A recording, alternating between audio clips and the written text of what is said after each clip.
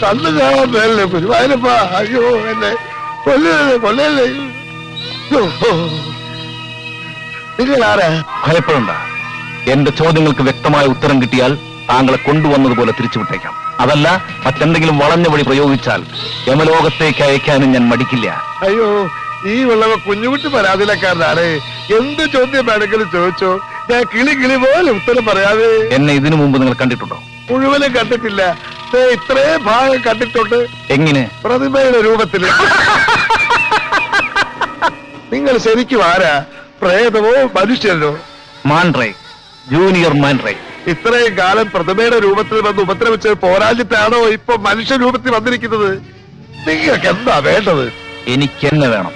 William grand തീർത്ത എന്റെ ഒട്ടുപ്രതിമ വേണം. തരാൻ പ്രയാസമാണെന്ന് എനിക്കറിയാം. അതുകൊണ്ട് ഞാനൊരു വ്യവസ്ഥ വയ്ക്കാം. എനിക്കെന്നെ കിട്ടുമ്പോൾ നിങ്ങൾക്ക് ഞാൻ 5 ലക്ഷം രൂപ തരും. 5 ലക്ഷം രൂപയോ? ശരി, തർക്കിക്കുന്നില്ല. 10 തന്നേക്കാം. 10? ഞാൻ 15 ചോദിച്ചാലോ? അടിച്ച് നിന്റെ 32 പല്ലും കാരണം കൊന്ന് കാലിൽ താഴ്ത്തും. സ്നേഹിക്കുന്നവർക്കും വിശ്വസിക്കുന്നവർക്കും ഞാൻ ദൈവമാണ്, മറിച്ചായാൽ പിശാചും. ആ പ്രതിമ തിരിച്ചു തന്നാൽ പറഞ്ഞ പണം എനിക്ക് തരുമെന്ന് ഉറപ്പാണോ? മാൻഡ്രേക്ക് ഒരിക്കലും പാഴ്വാക്ക് പറയാറില്ല. എങ്കിൽ 2 ദിവസത്തിനുള്ളിൽ നിങ്ങൾ പറയുന്ന സ്ഥലത്ത് ഞാനത് എത്തിച്ചു തരാം. എന്താ, സമ്മതമാണോ?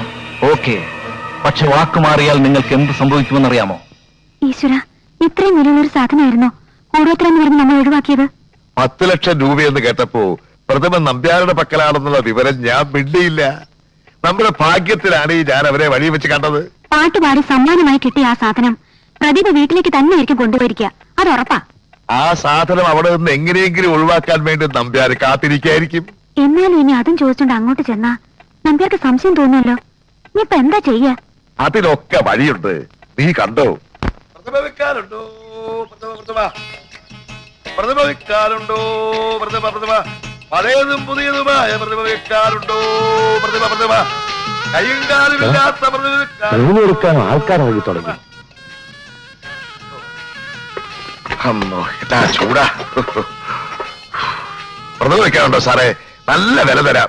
ഏതു തരം പ്രതിമ എടുക്കും? ഇതിന് മേലോട്ടുള്ളതാണേലും മതി. കുറച്ചു ദിവസം മുമ്പായിരുന്നെങ്കിലേ ഒരെണ്ണം തരാമായിരുന്നു. അതോടെ തന്നെ കച്ചവടം തുടങ്ങിയേനെ. അതുകൊണ്ട് എന്റെ അമ്മായിച്ചും പോയി.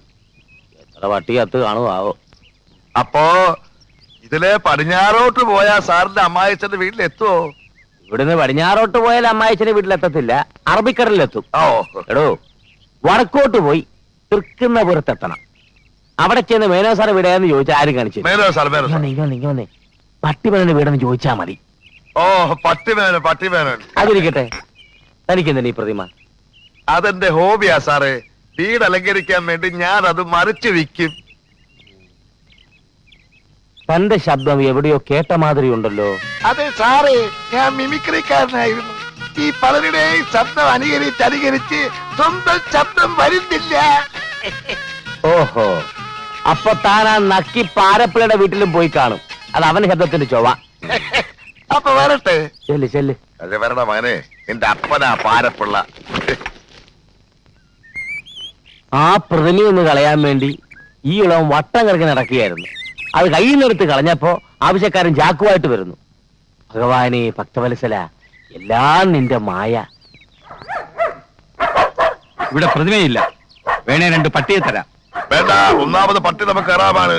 അതുമല്ല, കാശ് കൊടുത്ത് കളിക്കുന്ന പട്ടി ആരെങ്കിലും പേടിക്കും. നമുക്ക് പ്രതിമ മതി. നിങ്ങൾ ഈ പറയുന്ന എണ്ണം കെട്ട പ്രതിമ എന്റെ ഡ്രൈവർ ഓമനക്കുട്ട കൊണ്ടുപോയിരിക്കുക. പിന്നെ ഇത്രയും കാലമായിട്ടും അവൻ ഈ വഴി വന്നിട്ടില്ല. ഇനി ജീവിച്ചിരിപ്പുണ്ടോ മരിച്ചുവല്ല എടുത്തിരിക്കുകയാണോ ഒരു പിടിയില്ല. ഈ ഓമനക്കുട്ടിൽ എങ്ങനെയിരിക്കും? കസേരയിലിരിക്കും. അതല്ല പട്ടിമേനോനെ, അയാളെ കണ്ടാൽ ആരെ പോലെ ഇരിക്കുമെന്നാ നമ്മൾ ചോദിച്ചത്. എന്റെ 2ാമത്തെ കുട്ടി കിടക്കുന്ന ഡോർമേനില്ലേ, അവന്റെ ഛായയാണ് അയാൾക്ക്. ഓ ക്ഷമിക്കണം, എനിക്ക് പട്ടിക്ക് പാല് കൊടുക്കാൻ സമയമായി. വരട്ടെ. എന്റെ ഗുരുവായൂർ. അല്ലോ, ആ ഓമനക്കുട്ടനെ എവിടെ പോയി തപ്പുവോ എന്തോ.